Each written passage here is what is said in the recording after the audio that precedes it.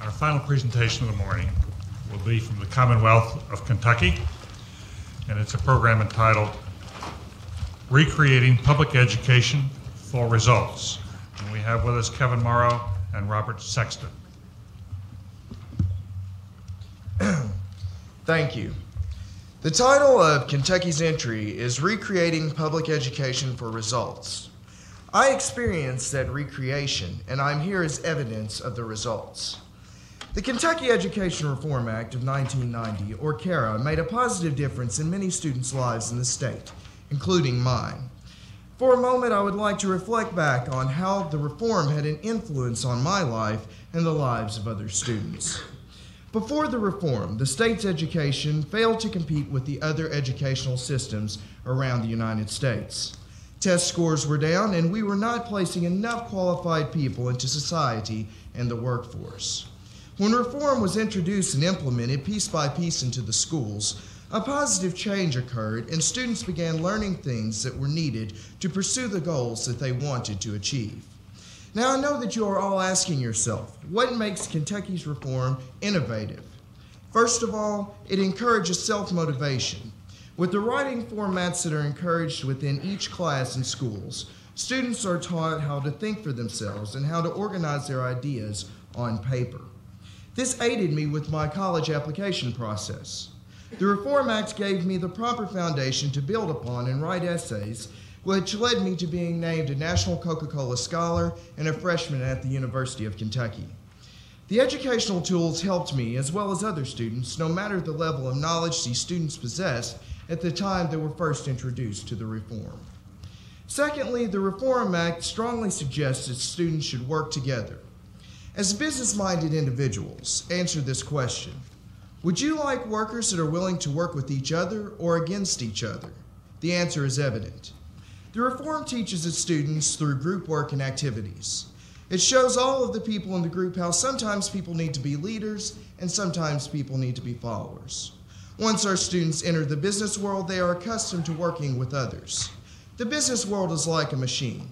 If all the parts don't work together, the machine will not run. Thirdly, the technological advances have improved because of the allowances of the Reform Act. I attended a very small rural high school for 3 years.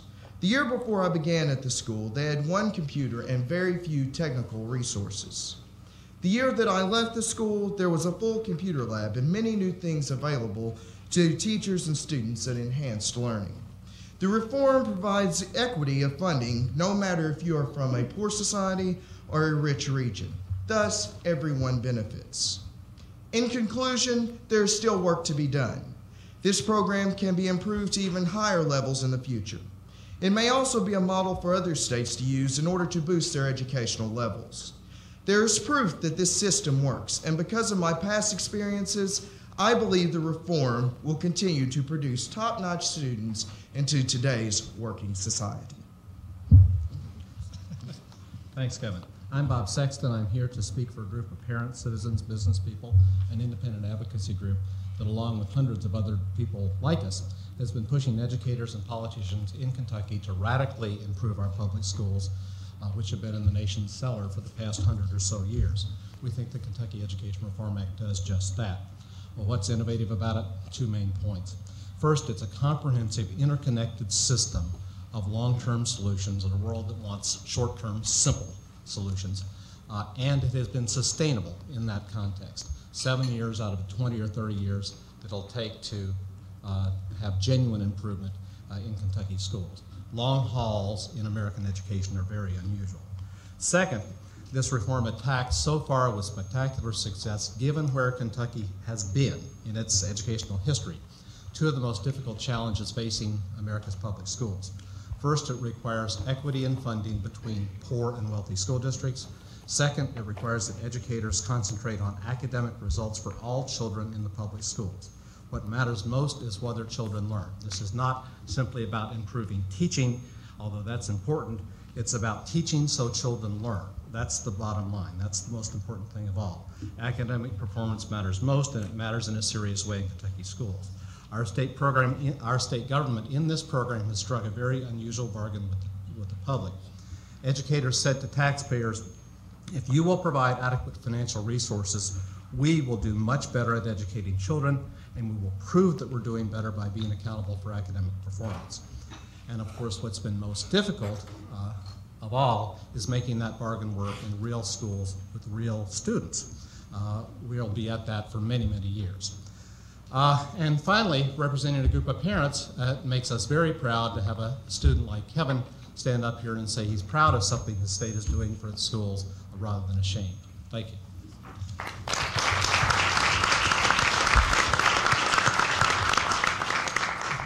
Dick Hatcher.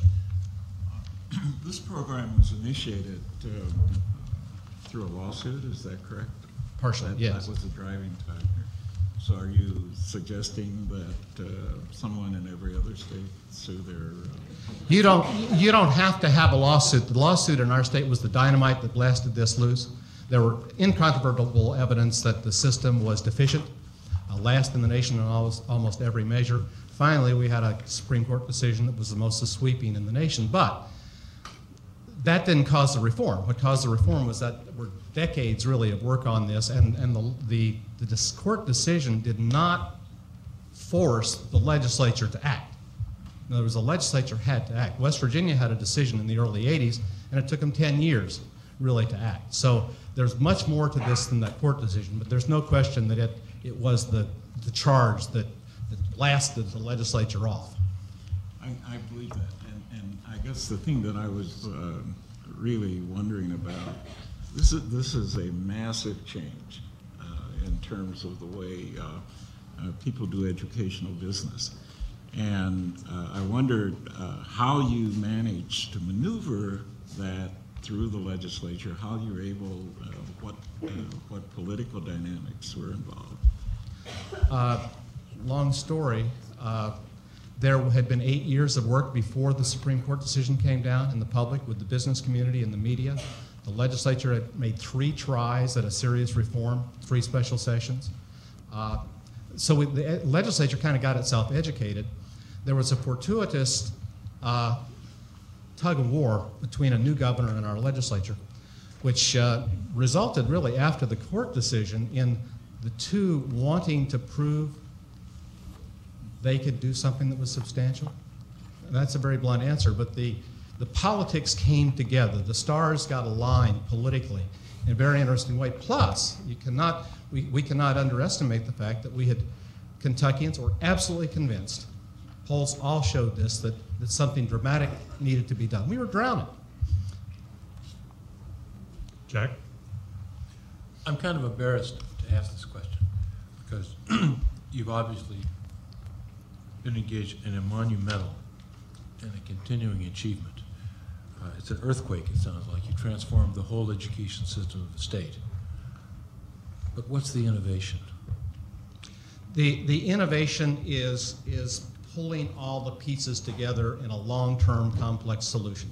Setting high standards, holding schools accountable, teachers accountable for that, providing some kind of incentive system, which could be different things in different places, pushing decision to the local level. No other state, although every state is looking at academic standards, right?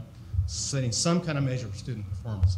No other state yet has tried to pull all this together and maintain the political infrastructure and the political will to make it work over a 20 or 30 year period. And by the way, setting the goal of having all children learn. Remember, every child in Kentucky is tested, including special education kids, which most people overlook. So we have established as a matter of law in our state, which I don't think we're going to go back on, the notion that every child, that schools are absolutely responsible for every child learning. And that to a lot of people doesn't sound like much, but that's a lot. Max? There's a reference in here that in 1995-96 that 80% of all eligible children receive preschool services. Does that include 3 and 4 year olds? And are they in school situations? They're in traditional preschools like Head Starts. And has that percentage increased since a couple of years ago? No, I don't know when that figure was derived. We were at about 20% before the reform. So it's gone from about 20% up to that 85. So all children in the state, 3 and 4 years old, at least about 80% of them are receiving. That number, I believe, is for income eligible children. There's a certain level above the poverty level. So that program is designed for children who cannot afford private preschool programs. It's the equivalent. It essentially increased our Head Start type participation from 20% to 85%. Mr. Sexton, I had a hard time in the materials trying to understand or find evidence of what the results have been for the children in terms of their scores or how you're lifting their performance levels. We're having some good increases in test scores in the early grades. In writing, especially, there's a heavy emphasis in writing on the program, on mathematics. Some good increases in the 8th grade, not nearly enough at the high school level. Our National Assessment of Educational Progress scores have increased enough so we're pleased. In other words, our increases are comparable to states we have not competed with before, such as North Carolina. So the test score data, we're starting to get some results. I think you, though, will have to look for changes in the system and the attitudes, the behavior of teachers, the focus in schools on student learning, the conversations in schools you see. And the final thing I would say is that we have had really a remarkable reversal, historic reversal, in the increases in performance in our Title I schools, and the schools for the most disadvantaged students, compared to the schools without those